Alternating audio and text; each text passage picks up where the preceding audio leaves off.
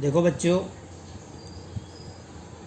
कल अपने ने बीमा किसे कहते हैं और बीमा के सिद्धांतों के विषय में चर्चा की थी।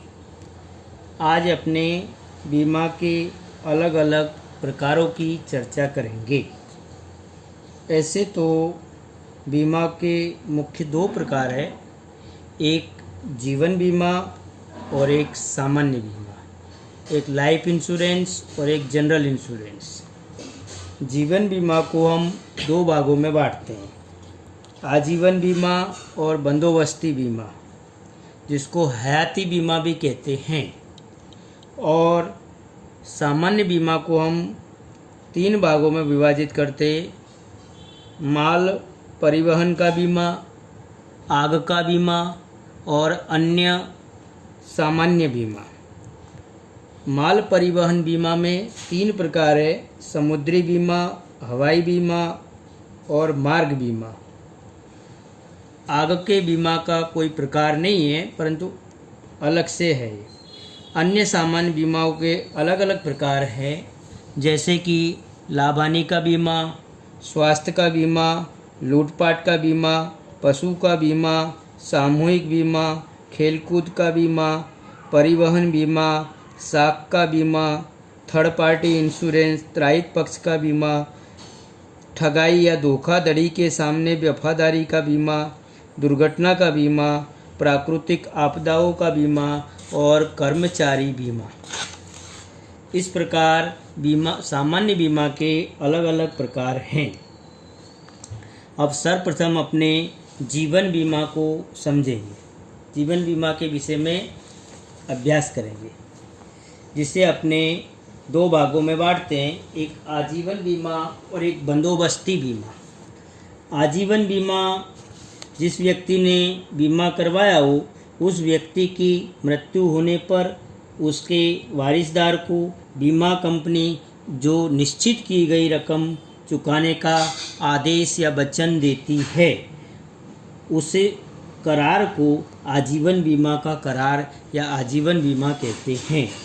बीमा लेने वाला व्यक्ति निश्चित किए गए प्रीमियम की भरपाई करके निश्चित समयांतर तक या आजीवन बीमा भरता है, क्योंकि मनुष्य की जिंदगी का कोई मूल्य नहीं है, अमूल्य है, इसलिए उसका कोई मूल्यांकन नहीं किया जा सकता।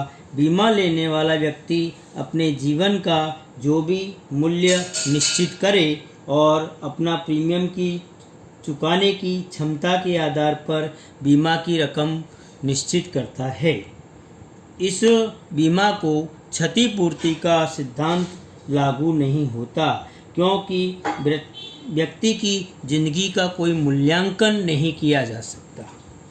इसलिए व्यक्ति की मृत्यु का कारण शंकास्पद न हो तो बीमा कंपनी पॉलिसी की रकम चुकाने के लिए कटिबद्ध या जुड़ी हुई होती है, वचन देती है, जिसे हम आजीवन बीमा के रूप में जानते हैं। दूसरा बीमा बंदोबस्ती बीमा, जिसे हयाती बीमा भी कहा जाता है।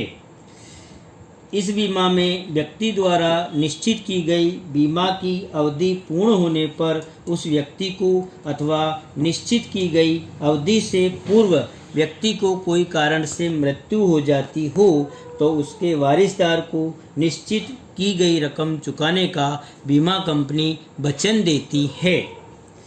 इसलिए इसे हयाती बीमा या बंदोबस्ती बीमा कहते हैं। यह बीमा व्यक्ति की हयाती में भी प्राप्त हो सकता है और उसकी मृत्यु होने के बाद उसके वारिसदार को भी प्राप्त हो सकता है।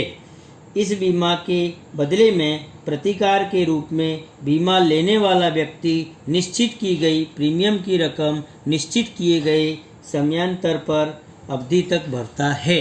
जो निश्चित की हो 10 वर्ष के लिए तो 10 वर्ष तक भरपाई करनी पड़ती है, और बीच में कोई कारण से मृत्यु हो जाती हो तो बीमा की रकम प्लस बोनस की रकम उसके वारिसदार को प्राप्त होती है। इसलिए इसे बंदोबस्ती बीमा कहते हैं। अब सामान्य बीमा। सामान्य बीमा के अंदर अपने जनरल इंश्योरेंस के नाम से जानते हैं। सामान्य बीमा के 3 प्रकार होते हैं: माल परिवहन का बीमा, आग का बीमा और अन्य सामान्य बीमा। माल परिवहन का बीमा गुड ट्रांसपोर्ट इंश्योरेंस या गुड ट्रांसपोर्टेशन इंश्योरेंस के नाम से जानते हैं। माल को एक स्थान से दूसरे स्थान पर ले जाते समय पूर्ण या आंशिक रूप से जो हानि होने का जोखिम बना रहता है, इससे संबंधित बीमा लिया जाता है। इस बीमा को समुद्री बीमा, हवाई बीमा और मार्ग या रेलवे / सड़क बीमा के रूप में भी जाना जाता है। समुद्री बीमा अर्थात कि समुद्री मार्ग से माल परिवहन काफ़ी सस्ता और विलंबकारी और जोखिमी अधिक होता है। 18वीं सदी से पूर्व अधिकतर अंतर्राष्ट्रीय व्यापार हमारा समुद्री मार्ग से होता था, इसलिए बीमा का यह प्रकार सबसे प्राचीन और सर्वव्यापी माना जाता है।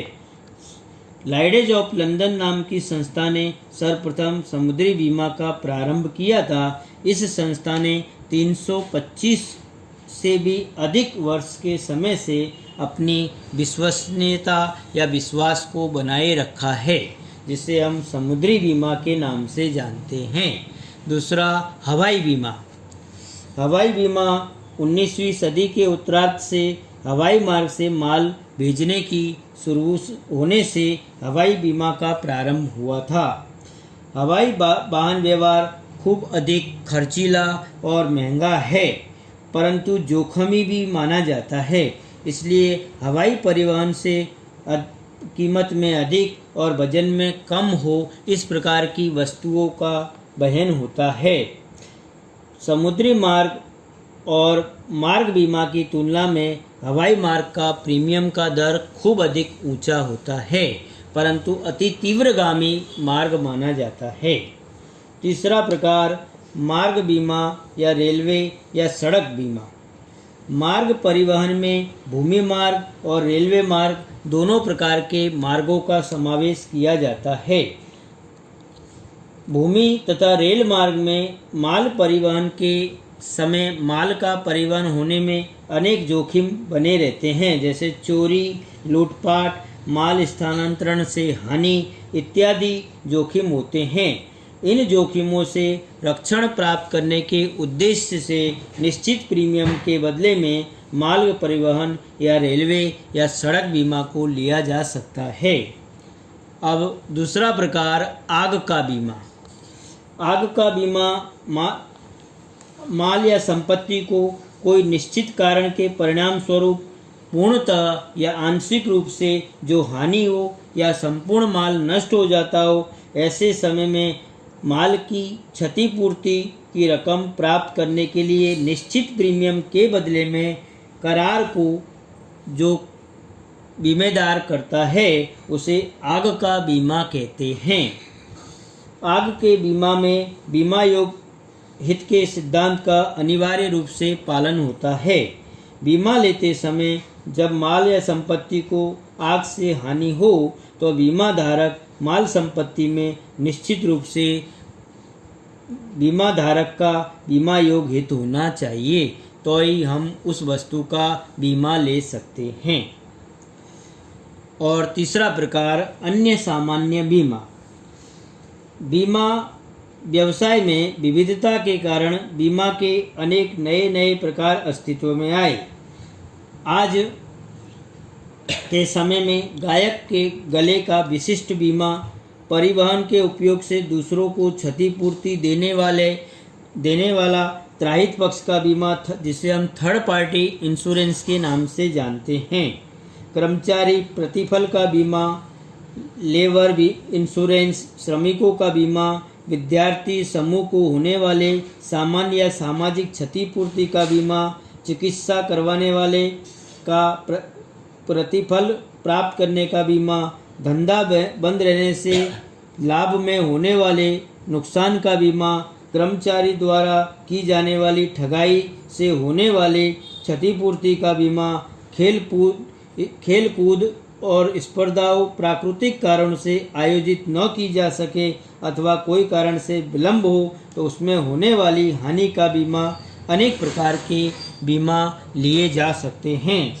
इन बीमाओं में जैसे कि लाभ हानि का बीमा, स्वास्थ्य का बीमा, आज दिन प्रतिदिन लोगों का स्वास्थ्य बिगड़ता जा रहा है। आज की परिस्थिति को ध्यान में रखते हुए स्वास्थ्य का बीमा प्रत्येक व्यक्ति को लेना अनिवार्य हो गया है।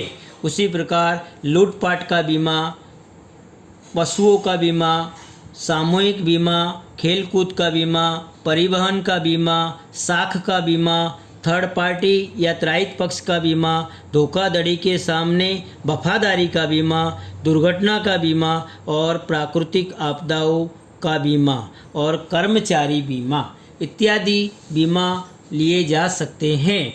उनमें आजकल स्वास्थ्य का बीमा भी खूब महत्वपूर्ण बीमा माना जाता है। ये बच्चों सब बीमा के प्रकार और उनके बारे में अपने ने आज चर्चा की। अब आगे के वीडियो में हम और आगे प्रश्नों की चर्चा करेंगे।